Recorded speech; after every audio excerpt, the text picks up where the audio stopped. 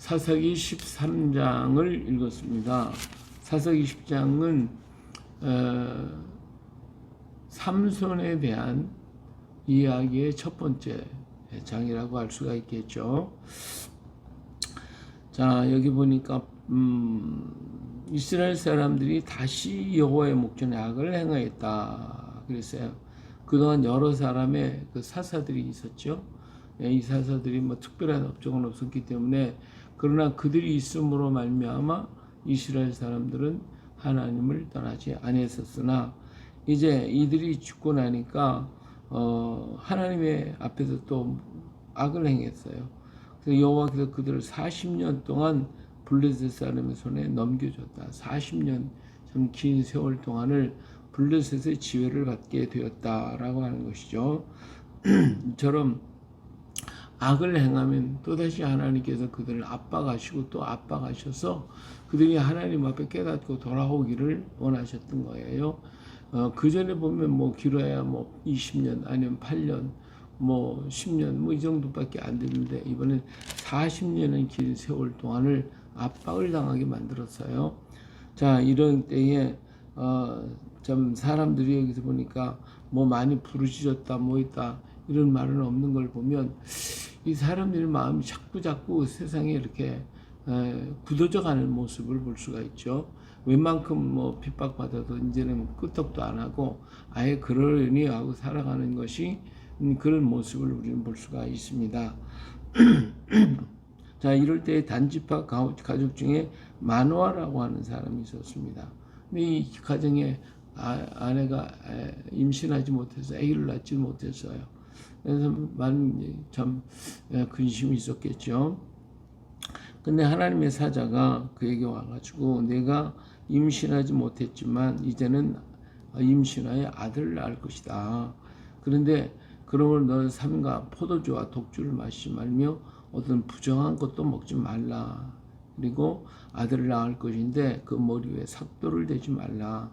이 아이는 태에서 나옴으로부터 하나님께 바친 나실린이 되니라. 그래서 이들은 이가 블레셋 사람의 손에서 이스라엘을 구원하기 시작하리라 하고 얘기를 했습니다.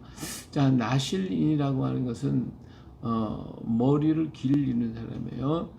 남자는 머리를 짧아야 되고 여자는 머리가 긴 것이 영광이기 때문에, 그것은 머리가 길다라고 하는 건 내 머리 위에 누가 있다라고 하는 상징입니다. 그래서 여자들이 이 노를 쓰거나 머리를 길게 하는 것은 내 머리 위에 남편이 있다, 남자가 있다라고 하는 표시거든요.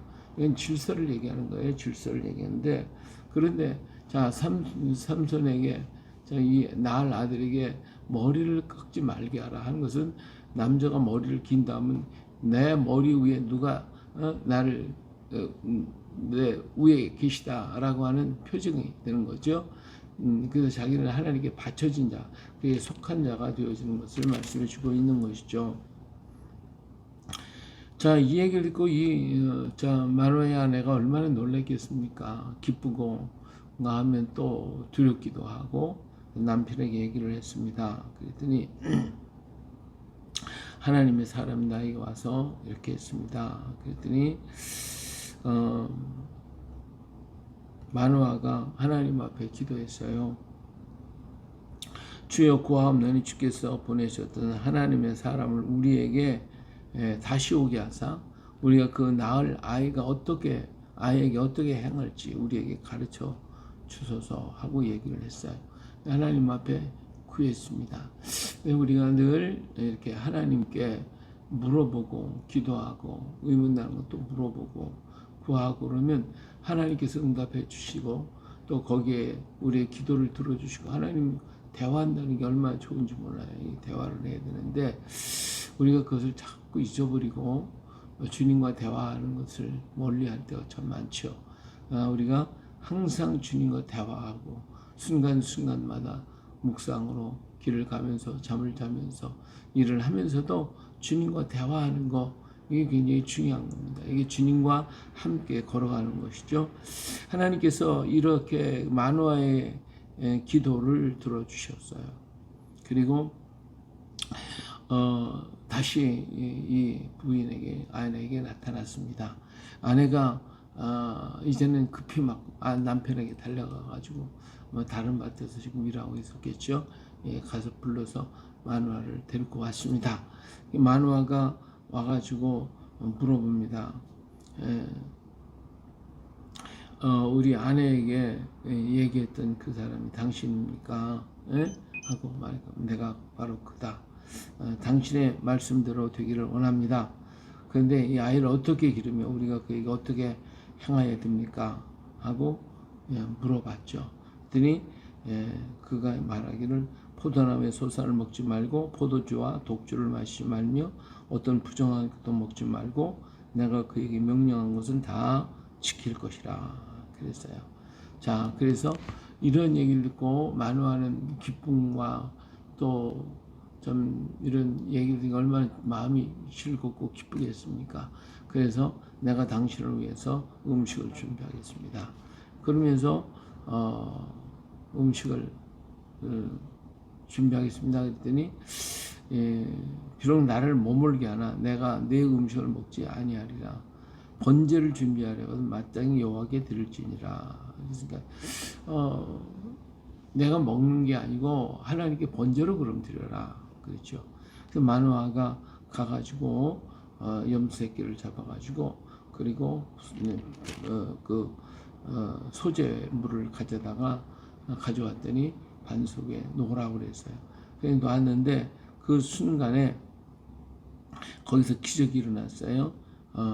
불꽃이 제단에서부터 하늘로 올라가서 불꽃이 제단에서 나와가지고 그 재물을 온통 살라가지고 하늘로 올라가면 그 여호와의 사자도 역시 불꽃 가운데로 사라져버리는 것을 봤습니다. 마노아와 그의 아내가 이걸 보고 너무나 놀라가지고 엎드려가지고 아이고 내가 이제 여호와의 사자를 봤으니까 우리가 반드시 죽겠구나 하고 얘기할 때 이 아내가 상당히 현명해요. 난 죽지 않을 겁니다. 만일에 우리를 죽이려고 하셨다고 하면 번제와 소제를 왜 받겠습니까? 그리고 왜 와서 이렇게 말씀하셨겠습니까? 그러니까 죽지 않을 것입니다. 염려하지 마십시오 하고 얘기를 했어요. 정말 그 뒤로부터 이 마누아의 아내가 임신을 해서 아들을 낳았습니다. 그래서 이름을 삼손이라 이렇게 불렀죠. 이름을 줬죠. 삼손이라는 태양의 사람이다. 왜 태양의 사람이겠는지 모르겠는데 하여튼 이 태양의 사람이라고 하는 의미로 이렇게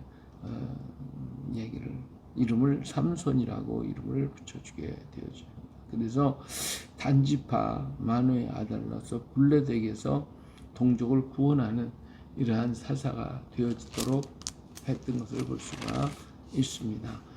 예, 오늘 여기에서 우리가 볼 수 있는 것, 주님과의 늘 교통과 교제 속에서 아름다운 역사가 이루어지고 또 물어볼 때에 하나님은 응답해 주신다고 하는 사실을 기억해야 할 것입니다.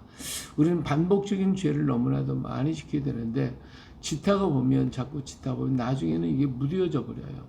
그래가지고 이 반복적인 죄에서 자칫하면 묻혀버리기 쉽습니다. 이스라엘 민족이 이런 반복적인 죄를 자꾸 졌거든요. 오늘 우리가 회개하고 돌이켰다가 또 다시 죄를 짓고 또 회개하고 또 짓고 나중에는 그냥 무뎌져 버리고 그러려니 해버리고 말거든요. 그러니까 우리는 죄를 회개하고 단호하게 끊어야 되는데 이 끊지 못하고 그냥 미적미적 하다가 거기에 붙잡혀 버리고 그것이 나의 보편화가 되어 버릴 때에 내 마음은 무뎌져 버리고 굳어져 버리고 마는 거예요. 그렇기 때문에 우리 자신이 잘못된 부분은 과감하게 끊고 결단하고 그리고는 다시 들어가지 않도록 우리는 힘을 써야 합니다. 그래야 우리는 하나님 앞에 더욱더 큰 사랑을 받게 되어지는 것입니다. 이 반복적인 죄, 우리는 이걸 과감하게 끊을 수 있는 용기를 우리가 가져야 할 줄로 믿습니다. 우리에게 압박을 당하는 블레셋은 40년 동안 압박을 겪고 만들었는데 이 압박을 받을 때에 우리가 그걸 뭐 어쩔 수 없는 일이지 뭐 할 수 없지 뭐 우리가 힘이 약하니까 이렇게 포기하고 있으면 다시 벗어날 수가 없어요. 이런 압박이 왔을 때 왜 내가 이 압박을 받는지 그 원인이 어디에 있는지 그 뜻이 무엇인지 하나님께 물어보고 그리고 내가 잘못된 것을 버리고 그리고 나올 수 있어야 되는데 그렇지 못하고 있다면 그건 어리석은 사람이 되는 거죠. 언제든지 벗어날 수가 없는 자가 되는 것이죠. 그렇기 때문에 내가 어떤 문제에 부딪히거나 어려움에 처해 있을 때 하나님께서 나를 일부러 때로는 자갈밭으로 끌고 갈 때도 있고 가시밭으로 데리고 갈 때도 있지만, 그러나 그럴 때는 하나님께서 나를 연단하고 훈련하시기 위한 것이기도 하지만, 그러나 반드시 어떤 문제에는 원인이 있고 결과가 있다 그 말이에요. 그러니까 원인이 어디에서 왔는지 알고 그것이 나의 잘못과 허물에서 왔다면 과감히 버려야 되겠죠.